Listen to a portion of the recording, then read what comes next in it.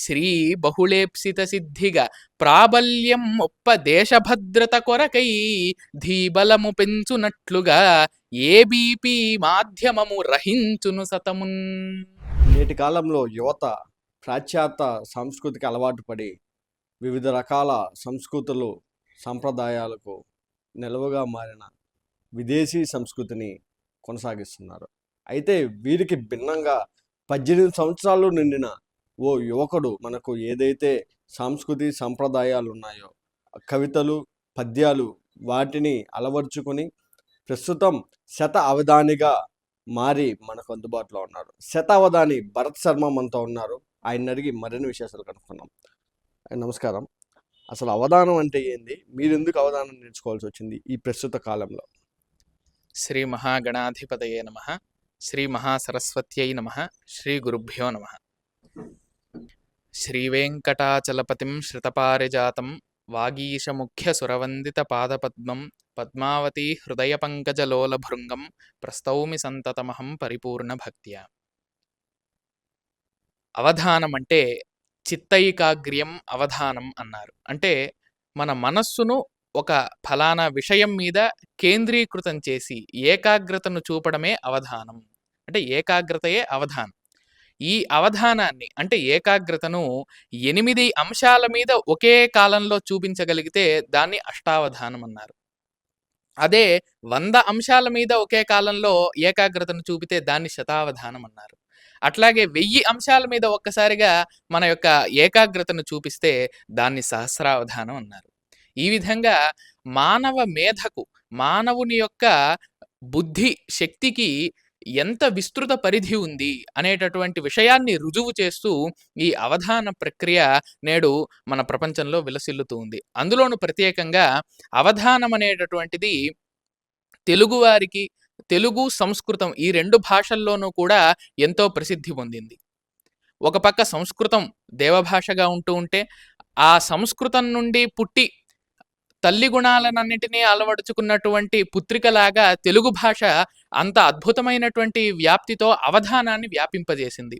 ఒక రకంగా అవధానం అనేటటువంటిది తెలుగు భాషకు ఒక ఆభరణం లాంటిది, తెలుగువారి సొమ్ము అని చెప్పవచ్చు అవధానాన్ని. అంటే ఈ అవధానంలో ముఖ్యంగా 5 విషయాలు కావాలి అవధానం చేయడానికి అని అంటారు.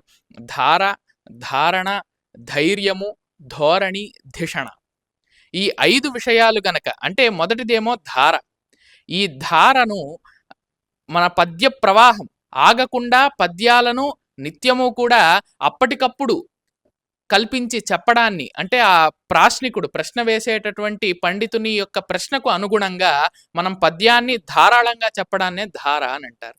తర్వాత ధారణ, చెప్పిన అన్ని పద్యాలను గుర్తుపెట్టుకుని చివరిలో అప్పచెప్పడమే ధారణ.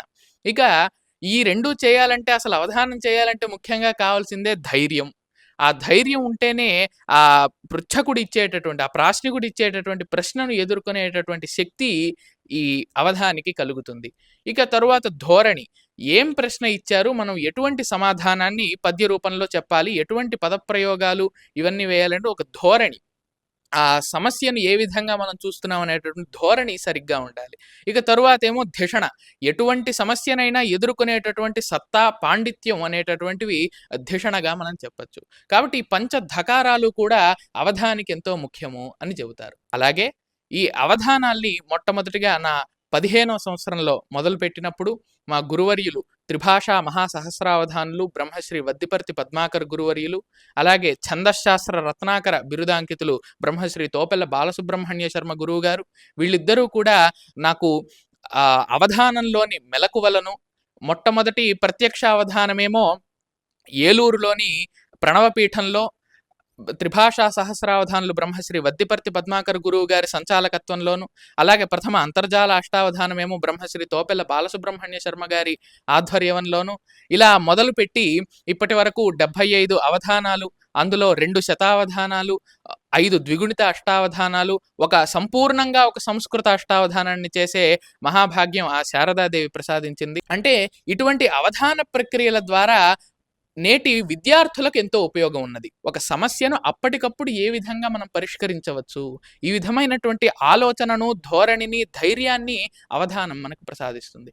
ఈ విధంగా అవధానాన్ని పెద్దలే కాకుండా విద్యార్థులందరూ కూడా తమ నిత్య జీవితంలో అలవరుచుకుంటే పరీక్షల సమయంలో వాళ్ళ ధారణకు ఎంతో ఉపయోగపడుతుంది. వాళ్ళ యొక్క సమస్యలను ఏ విధంగా ఎదుర్కోవాలి అనేటటువంటి విషయాన్ని మనకు అవధానం ఈ విధంగా చెబుతుంది. ప్రస్తుత యువత అంటే మీ ఏజ్ వాళ్ళు కావచ్చు, మీకంటే పెద్దవాళ్ళు కావచ్చు, ఎవరు కానీ అంటే ఈ సాంప్రదాయాలు, సంస్కృతులు, దీనికి సంబంధించిన అవధానాలు వీటిపైన అవగాహన లేదు. ఈ కాలంలో మీరు దీనికి ఎందుకు వచ్చారో, ఇక్కడికి వచ్చిన దానివల్ల మీకు ఎలా ఉంది? ఈ అవధానం అనేటటువంటిది ముందుగా చర్చించుకున్నట్టు నేటి యువత సంస్కృతి సంప్రదాయం వైపు మొగ్గు చూపకపోయినా ఈ సంస్కృతి వల్లనే భాష వల్లనే తమ జీవితం ఎంతో చక్కదిద్దబడుతుందనేటటువంటి విషయాన్ని గుర్తించాల్సి ఉంది. ఎందుకంటే ఈవేళ ఎక్కడ చూసినా కూడా స్ట్రెస్ అనే మాట ఎక్కువగా పెరిగిపోయింది. అట్లాగే జీవితంలో ఒక సులువుగా సాగేటటువంటి విషయం గాని ఎవరిలోనూ కనపడడం లేదు. నిత్యము కూడా ఏదో ఒక చింతతో వారు బాధపడుతూనే ఉన్నారు. అది ఉద్యోగ జీవితంలో కావచ్చు, దాంపత్య జీవితంలో కావచ్చు, వాళ్ళ యొక్క జీవితాన్ని బట్టి ఏదో ఒక సమస్యతో బాధపడుతూ ఉన్నారు. ఆ సమస్యను ఎలా ఎదుర్కోవాలో తెలియకుండా ఎంతోమంది యువత ఆత్మహత్యలు చేసుకునేటటువంటి ప్రయత్నాలు కూడా చేస్తూ ఉన్నారు. ఈరోజు మనం చూస్తూ ఉన్నాం. ఇటువంటి విషయాలన్నిటికీ కూడా ఒక సమాధానంగా అవధాన ప్రక్రియ, మన భాష అనేటటువంటివి, సాహిత్యం అనేటటువంటిది ఒక సమాధానంగా నిలుస్తుంది. ప్రస్తుత యువత అలవర్చుకుంటున్న సినిమాలు, ఫోన్లు, ఇన్స్టాలు, సోషల్ మీడియా లాంటివి మీరు ఖచ్చితంగా వాడుతున్నారా? వాడడం లేదా? ఈ సామాజిక మాధ్యమాలు అనేటటువంటివి ఎటువంటివి అనంటే, మంచిగా వాడుకుంటే మనకొక మంచి గురువు, చెడుగా వాడుకుంటే అది మనకంటే చెడ్డగా ప్రవర్తిస్తుంది. కాబట్టి మనం ఏ విధంగా ఇప్పుడు వచ్చేటటువంటి సాంకేతికనంతా కూడా తప్పుపట్టడానికి వీల్లేదు. ఈ సాంకేతికత వల్ల, సాంకేతిక నైపుణ్య అభివృద్ధి వల్ల దేశానికి, ప్రపంచానికి ఎంతో ప్రయోజనం ఉంది. ఇప్పుడు ఎన్నో వందల వేల పుస్తకాలను కేవలం ఒక చిన్న చరవాణిలో అంటే సెల్ ఫోన్‌లో మనం చూసుకోగలుగుతున్నాం గదా! అదొక గొప్ప ప్రయోజనం కదా! ఆ విధంగా మన సాంకేతికతను ఎంత మేరకు మనం సామాజిక అభివృద్ధికి వాడుకోగలమనేటటువంటి విషయాన్ని పరిశీలించుకుంటూ, ఇప్పుడు ఈ అవధాన సాహిత్యాన్ని గాని, మన సంస్కృత సాహిత్యాన్ని గాని, ఈ సాంకేతిక మాధ్యమాల ద్వారా ప్రచారం చేయడం వల్ల ఇప్పుడు మీరన్నట్టు సంస్కృతి, సంప్రదాయాలు గిట్టనటువంటి యువత అంతా కూడా దాన్ని చూసి మనం ఎందుకు ఈ సంస్కృతిని, సంస్కారాన్ని అలవరుచుకోవాలి అనేటటువంటి విషయాన్ని వాళ్ళు నేర్చుకోగలుగుతారు. ఎందుకంటే వాళ్ళిప్పుడు ఎక్కువగా అదే వాడుతున్నారు అని మనం చూస్తూనే ఉన్నాం. కానీ అది వాడుతూ ఉన్నా కూడా సాంకేతిక మాధ్యమాల్లో వాళ్ళు నిమగ్నులైనా కూడా అందులో కూడా ఈ విశేషాలను ఎక్కువగా ప్రచారం చేయడం ద్వారా వారి యొక్క ప్రవర్తనను మార్చేటటువంటి అవకాశం ఉంటుంది. మీరు ఇదే ఫీల్డ్‌లో ఉండాలనుకుంటున్నారా? లేదంటే ఏదన్నా మీ ఎడ్యుకేషన్ పరంగా ఏం చేయాలనుకుంటున్నారు? మీ గోల్ ఏంది? అదే ఇటు అవధానంలో కావచ్చు, అటు ఎడ్యుకేషన్ పరంగా, ఫ్యూచర్ పరంగా ఏం చేయాలనుకుంటున్నారు? అంటే దీంట్లో ఏదన్నా ఆదాయం ఉంటుందా? లేదంటే ఎంప్లాయ్‌మెంట్‌గా పోయి దీన్ని ఇంకో మార్గంలో దీన్ని కొనసాగించే అవకాశం ఉందా? అవధానం అనేటటువంటిది ఒక గొప్ప కళ. కళ అంటే ఆ సరస్వతీదేవికి నీరాజనం. ఆ సరస్వతీదేవికి ఒక సేవగా దేశంలోని ప్రజలందరికీ కూడా సంస్కృతి సంప్రదాయాల పట్ల అవగాహన కలిగించడానికి అవధానులందరూ, ప్రవచనకర్తలందరూ కూడా పాటుపడుతూ ఉంటారు. ఇందులో వచ్చేటటువంటి ఆదాయ వ్యయాల గురించి మనం ఒక బడ్జెట్ వేసుకునేటటువంటి ప్రణాళిక ఏమీ లేదన్నమాట. ఈ అవధాన ప్రక్రియను ప్రజలందరికీ పరిచయం చేసి వారి దైనందిన జీవితంలో అవధానాన్ని ఒక అంతర్భాగం చేయడానికి ముఖ్యమైనటువంటి కారణంగా, లక్ష్యంగా అవధానులందరూ కూడా ముందుకు పోతూ ఉంటారు. అదే లక్ష్యంతో నేను కూడా ప్రజలకు మన తెలుగు భాష, సంస్కృత భాష, మన సంస్కృతి సంప్రదాయాల యొక్క విశిష్టతను ప్రవచన మాధ్యమం ద్వారాను, అవధాన మాధ్యమం ద్వారాను, సంగీత మాధ్యమం ద్వారాను తెలియజేయడం వల్ల వారికి మన పూర్వుల యొక్క జ్ఞానం ఏమిటి, ఆ పూర్వులు ఎటువంటి కృషి చేశారు అనేటటువంటి విషయాన్ని మనం చెప్పిన వాళ్ళం అవుతాం. మీరు ఎక్కడైనా కార్యక్రమాలు చేయాలన్నా, లేదంటే ఏదన్నా మీరు ఒక వస్తువు కొనుక్కోవాలన్నా మీకు ఆర్థిక పరిస్థితి అవసరం ఖచ్చితంగా. ఎవరికైనా, నాకైనా, మీకైనా. అలాంటి ఆర్థిక పరిస్థితి మీకు ఉందా? లేదంటే ప్రభుత్వ సహకారం అనేది ఇలాంటి కవులకు, రచయితలకు చాలా వరకు తక్కువగా ఉందని చెప్పి బయట జరుగుతున్నాయి మాటలు. అలాంటిది మీకు సహకారం ఏమన్నా ప్రభుత్వం నుంచి లభిస్తుందా? అంటే ప్రభుత్వం కూడా తెలుగు భాషను రక్షించడానికి, మన సంస్కృతిని, సంప్రదాయాన్ని రక్షించడానికి ఎన్నో రకాల చర్యలు, అట్లాగే విశేషమైనటువంటి కార్యక్రమాలన్నీ కూడా చేపడుతూనే ఉంది.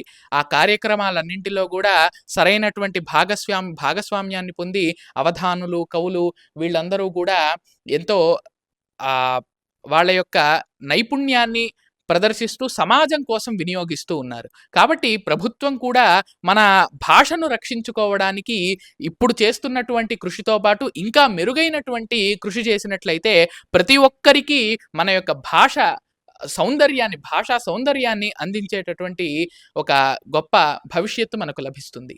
చివరగా మా కోసం మా ఏబీపీ గురించి, అంటే మిమ్మల్ని ప్రశ్నిస్తున్నామని కాదు, మా ఏబీపీ గురించి ఉన్నపళంగా ఏదన్నా మీరు కవిత చెప్పగలుగుతారా? తప్పకుండానండి.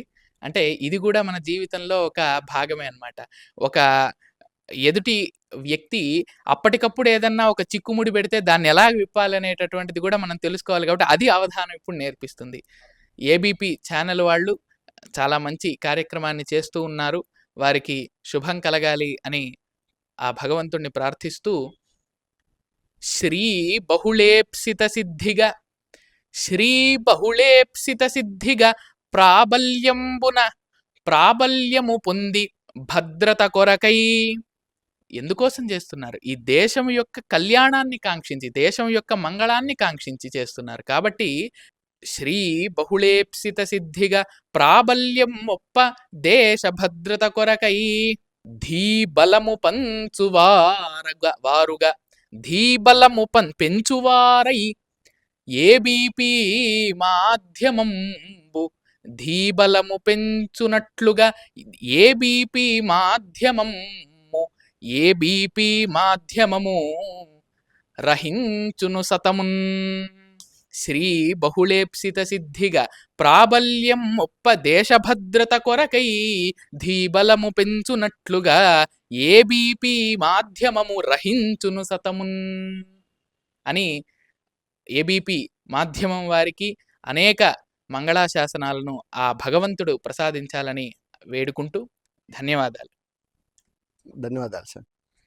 భారతీయ సంస్కృతి సంప్రదాయాలను నేటి తరం విద్యార్థులు, యువత అలవర్చుకొని ఉన్నత విద్య కోసం దేశ సేవకు ఇది కూడా ఒక సేవ అని చెప్పి భరత శర్మ చెప్తున్న పరిస్థితి.